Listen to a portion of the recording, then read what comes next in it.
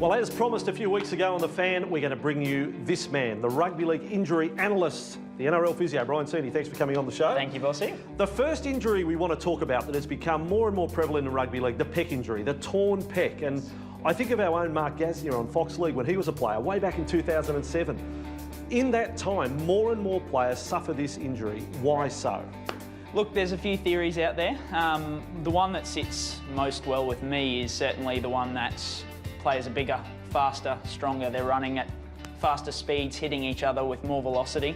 I have a theory that it's because the jumpers are tighter these days. I mean, they're body hugging. You cannot stretch, you cannot grab a player and stretch the jersey. Anything in that? I have heard the Voss theory. You've mentioned it to me before. I think there's something to it. It hasn't been looked into in any studies or anything like that. Right. But at the moment, look, there's a lot less hand injuries because you're obviously not getting the hand caught up in the jersey. So that could potentially mean more force put through the elbow and the shoulder. So who knows? Well, let's go back to earlier this year, round 2, Daniel Tupou for the Roosters against the Bulldogs. A graphic example of a player tearing his pec. In with foreign. Oh, he went under the tackle. Tupou's been hurt in trying to make the tackle. He's in enormous pain. It's not a pec muscle, is it? Injury. That's exactly how they do it these days. Just stretch the chest. Oh, this is disappointing for young Daniel.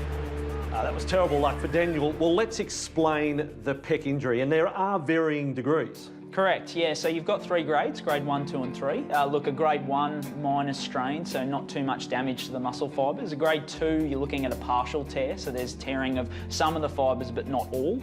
And then a grade 3 is a complete rupture, so everything's gone completely torn. Now, if we look over here, we've got the pec's thought of as a chest muscle more than anything, but where the pec actually runs, it starts here at the chest and it runs out here towards the shoulder and attaches into the front of the shoulder there.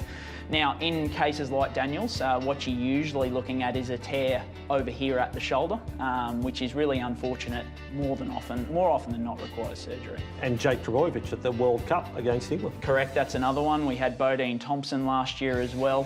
They seem to be becoming more and more common every year. So, bottom line for the varying degree of pec injury and how long our NRL stars are sidelined for.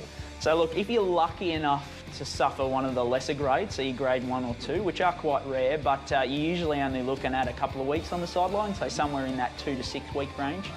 But unfortunately, if you suffer one of those higher grade pec injuries, so you're looking at the grade 3, complete rupture and you need surgery, usual recovery is in that 10 to 14 week range, so a fair chunk of the season out. There he is, folks. The @NRL Physio on Twitter, Brian Seaney. Thanks for coming on The Fan. My pleasure.